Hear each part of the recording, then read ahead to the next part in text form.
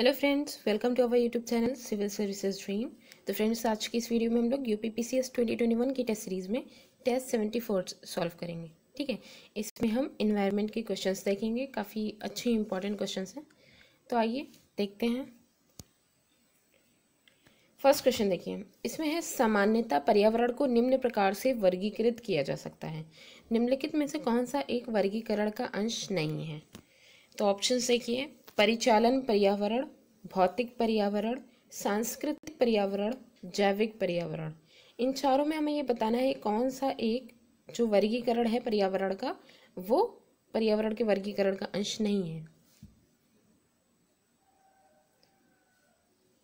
Question 1 का correct answer है option A, परिचालन पर्यावरण। तो परिचालन पर्यावरण जो है वो पर्यावरण के जो वर्गीकरण होता है उसका अंश नहीं है। क्यों नहीं है? क्योंकि देखिए, पहले तो यहाँ पे ये जो तीनों हैं उनको देख लेते हैं, भौतिक पर्यावरण, सांस्कृतिक पर्यावरण और जैविक पर्यावरण। भौतिक पर्यावरण जो होते हैं उनमें मेनली अगर आप देखेंगे तो आपकी भू आकृतियाँ, जलाशय, मृदा, चट्टाने, खनिज, ये सब आ जाएंगे। ठीक है, इनके बारे में जब हम पर्यावरण में अध्ययन करते हैं तो वो भौतिक में आ जाते हैं। इसके बाद आता है सांस्कृतिक पर्यावरण। सांस्कृतिक पर्यावरण में मानव निर्मित जो गतिविधियां होती हैं वो आती हैं। ठीक है, जैसे सामाजिक या राजनीतिक स्थितियां हो जाएंगी। फिर है जैविक पर्यावरण में जंतु या वनस्पतियां इसके अंतर्गत आ जाएंगी। तो इनमें जो परिचालन पर्यावरण है वो जो है पर्यावरण के जो वर्गीकरण है पर्यावरण से संबंधित नहीं है। ठीक है, इसके वर्गीकरण के अंश में नहीं है। नेक्स्ट है क्वेश्चन नंबर 2। क्वेश्चन 2 में है, निम्नलिखित घटनाओं को कालक्रमानुसार व्यवस्थित कीजिए तथा नीचे दिए गए कूट से सही उत्तर चुनिए। तो यहाँ पे 4 घटनाएं दी गई हैं। पहली है रियो पृथ्वी शिखर सम्मेलन। इन सब की हमें टाइमिंग बतानी है कि ये कब कब हुआ है। ठीक है, उसके बाद है ब्रिटलैंड आयोग रिपोर्ट का प्रकाशन कब हुआ, मॉन्ट्रियल प्रोटोकॉल का प्रवर्तन कब हुआ, ठीक है, the limit to growth report का प्रकाशन कब हुआ। तो नीचे दिए गए जो कूट है उनकी सहायता से हमें इसका आंसर देना है। तो देखिए, क्वेश्चन 2 का जो करेक्ट आंसर है वो है ऑप्शन बी, 4231। तो कैसे है एक बार देख लेते हैं। इसमें देखिए 4231 है ना, तो सबसे पहले हम देखेंगे 4 को। तो इसमें है 4 में है ये the limit to growth report. इसका जो प्रकाशन हुआ है ये छपी है 1972 में। ठीक है, फिर उसके बाद आता है रियो पृथ्वी। ठीक है, एक मिनट।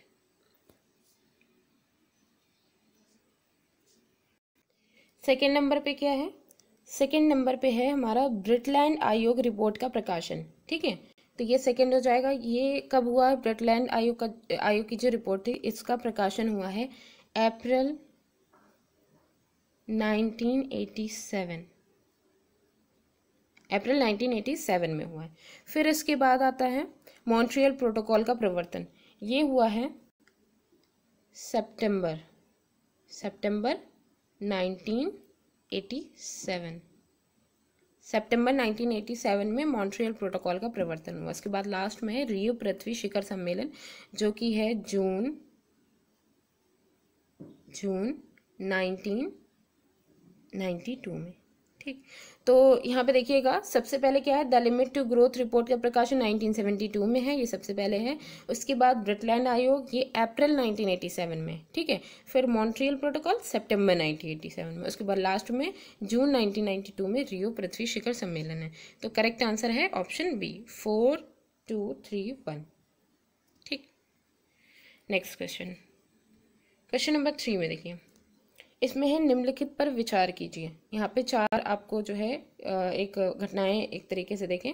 तो इसमें देखिए प्रकाश संश्लेषण है, श्वसन है, जैव पदार्थों का अपक्षय है और ज्वालामुखी क्रियाएं हैं। तो हमें ये बताना है उपयुक्त में से कौन सी क्रियाएं हैं जो कि कार्बन चक्र में कार्बन डाइऑक्साइड छोड़ती हैं। ठीक है, इनमें छोड़ती हैं। ठीक है, तो हमें ये देखना है कि केवल 1 और 4, केवल 2 और 3, केवल 2, 3 और 4, या 1, 2, 3 और 4। तो यहाँ पे देखिए क्वेश्चन नंबर 3 का जो करेक्ट आंसर है वो है ऑप्शन सी, केवल 2, 3 और 4, यहाँ पे 2, 3, 4 इन तीनों में जो क्रियाएं दी गई हैं वो क्या करती हैं, जो कार्बन चक्र होता है, ठीक है, कार्बन चक्र में कार्बन डाइऑक्साइड को जोड़ने का काम करती हैं। कौन कौन सी हैं? सेकेंड नंबर पे श्वसन है, ठीक है, श्वसन से कार्बन डाइऑक्साइड रिलीज होती है, ठीक। और जैव पदार्थों का जब अपक्षय होता है, ठीक है, वही अपघटन जो मतलब कि अपघटक जो अपघटन करते हैं, तो वो उनसे जो है जब जटिल पदार्थों को सरल पदार्थों में कन्वर्ट करते हैं तो कार्बन डाइऑक्साइड रिलीज होती है। तो जैव पदार्थों के अपक्षय के समय में भी ये चीज़ होती है, ठीक है। उसके बाद है ज्वालामुखी क्रियाएं जो होती हैं, उनमें से जो गैस निकलती हैं उनमें भी कार्बन डाइऑक्साइड एक जो है उनका कंपोनेंट होता है। तो ये तीनों ही जो प्रक्रियाएं हैं उनसे कार्बन डाइऑक्साइड जो रिलीज होती है वो कार्बन चक्र में कार्बन डाइऑक्साइड को तीनों ही प्रक्रियाएं जोड़ने का काम करती हैं, ठीक है। प्रकाश संश्लेषण क्यों नहीं? क्योंकि हम जानते हैं प्रकाश संश्लेषण में कार्बन डाइऑक्साइड का यूज़ किया जाता है, ठीक है, प्रोडक्ट को बनाने में, बल्कि ये जो प्रकाश संश्लेषण की क्रिया है उसमें ऑक्सीजन रिलीज होती है, तो इसलिए प्रकाश संश्लेषण की क्रिया नहीं है। नेक्स्ट है क्वेश्चन नंबर 4। क्वेश्चन 4 में है सौर विकिरण की सबसे महत्वपूर्ण भूमिका है। ऑप्शन है कार्बन चक्र में, हाइड्रोजन चक्र में, जल चक्र में या नाइट्रोजन चक्र में। क्वेश्चन 4 का करेक्ट आंसर है ऑप्शन सी, जल चक्र में। जल चक्र में सौर विकिरण, सूर्य की जो विकिरण हैं, उनकी जो किरणें हैं, उनकी सबसे महत्वपूर्ण भूमिका होती है। सौर विकिरण जल चक्र को चालित करता है एक तरह से, देखिए, क्योंकि हम लोग ने जो है जल चक्र के बारे में कभी ना कभी हम लोग ने पढ़ा है। तो इसमें क्या होता है कि जो सूर्य की जो किरणें हैं उनकी गर्मी से जल जो होता है उसका वाष्पीकरण होता है।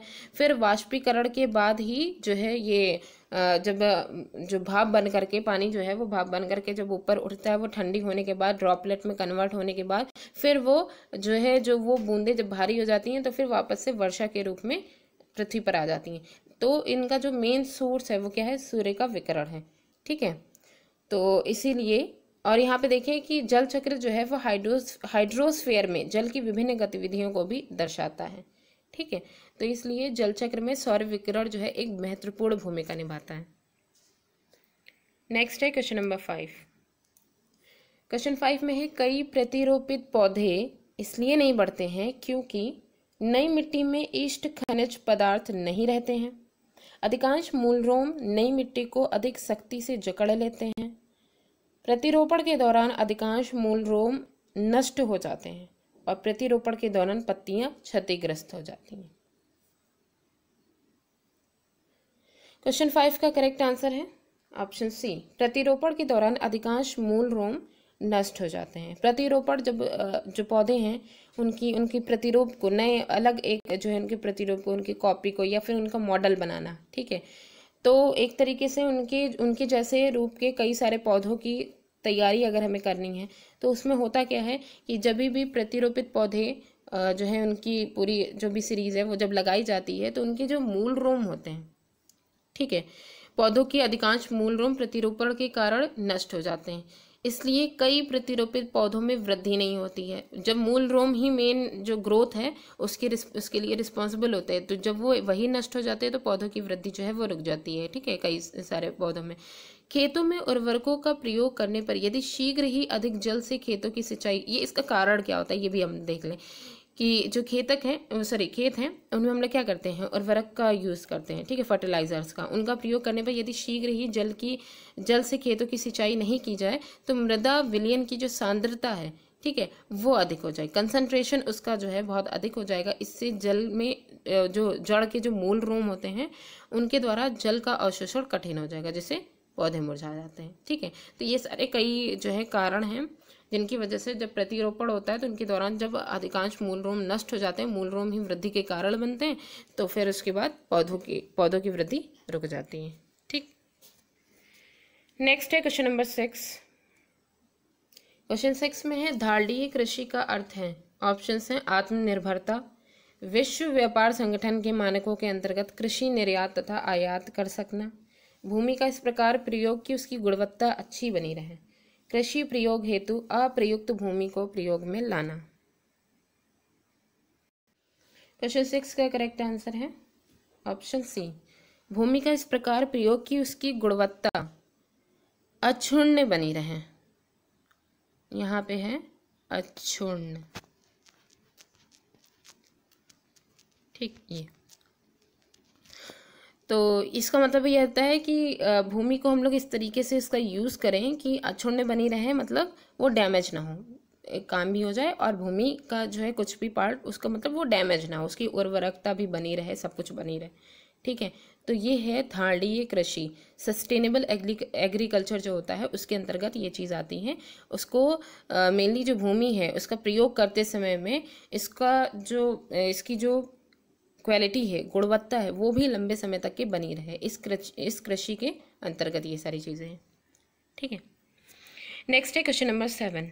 इसमें है राष्ट्रीय पर्यावरण अभियांत्रिकी शोध संस्थान कब स्थापित किया गया। ऑप्शंस हैं 1970, 1985, 1956 या फिर 1960। क्वेश्चन 7 का करेक्ट आंसर है ऑप्शन बी 1985।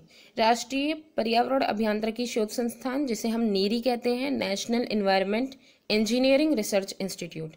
ठीक है, ये जो है इसकी स्थापना 1985 में, सॉरी 1985 नहीं, 1958 है, 58। ठीक है, 1958 में नागपुर में की गई थी। ठीक, नीरी की जो स्थापना 1958 में नागपुर में की गई थी। Next question, question number 8। Question 8 में है एनजीटी का पूर्ण रूप है। ऑप्शन है national green tribunal, national general tribe, new general tribunal या नेशनल ग्रीन ट्राइब। एनजीटी का फुल फॉर्म है option A national green tribunal. ठीक है, ये इसका पूर्ण रूप है। अगला क्वेश्चन, क्वेश्चन नंबर 9। इसमें है निम्नलिखित में से कौन सा राज्य भारत की धारणीय विकास लक्ष्य सूचकांक 2019-20 के शीर्ष 5 राज्यों की सूची में नहीं है। ऑप्शंस हैं गुजरात, हिमाचल प्रदेश, आंध्र प्रदेश और तमिलनाडु। क्वेश्चन 9 का करेक्ट आंसर है ऑप्शन ए गुजरात। हाल ही में नीति आयोग द्वारा सतत विकास लक्ष्य भारत सूचकांक ये जारी किया गया था और इसके आधार पर जो राज्यों की संयुक्त रैंकिंग में जो स्कोर मिले हैं, ठीक है, केरल जो राज्य है केरल राज्य को प्रथम स्थान मिला है, क्योंकि यहाँ पे किसकी बात की जा रही है, 5 राज्यों की बात की जा रही है। ठीक है, यहाँ पे 4 ही ऑप्शन है, तो जो केरल राज्य है उसको प्रथम स्थान मिला है, केरल को। ठीक है, केरल को प्रथम स्थान मिला है, हिमाचल प्रदेश को द्वितीय स्थान मिला है, इनको सेकंड मिला है, और फिर उसके बाद आंध्र प्रदेश, तमिलनाडु और तेलंगाना, इसके साथ तेलंगाना एक और होगा, तेलंगाना, इन तीनों को तीसरा स्थान मिला है। ठीक है, और यहाँ पे जो गुजरात दिया गया है वो इन 5 की जो सूची है उनमें नहीं है, इसलिए करेक्ट आंसर गुजरात है। लास्ट क्वेश्चन है क्वेश्चन नंबर 10। इसमें है वर्ष 1962 में प्रकाशित पुस्तक साइलेंट स्प्रिंग, जिससे विश्व के पर्यावरणीय आंदोलन को गति मिली, के लेखक हैं। ऑप्शंस हैं Carolyn Merchant, Karl Marx, Rachel Carson या राजगोपालन। क्वेश्चन 10 का करेक्ट आंसर है ऑप्शन सी रेचल कार्सन। ये साइलेंट स्प्रिंग पर्यावरण विज्ञान से संबंधित एक पुस्तक है। ठीक है, और जिसकी जो लेखक है वो अमेरिकी जीव विज्ञानी रेचल कार्सन है। ठीक, 1962 में ये प्रकाशित हुई थी। तो फ्रेंड्स, आज की वीडियो हमारी यहीं पे ही एंड होती है। Thanks for watching.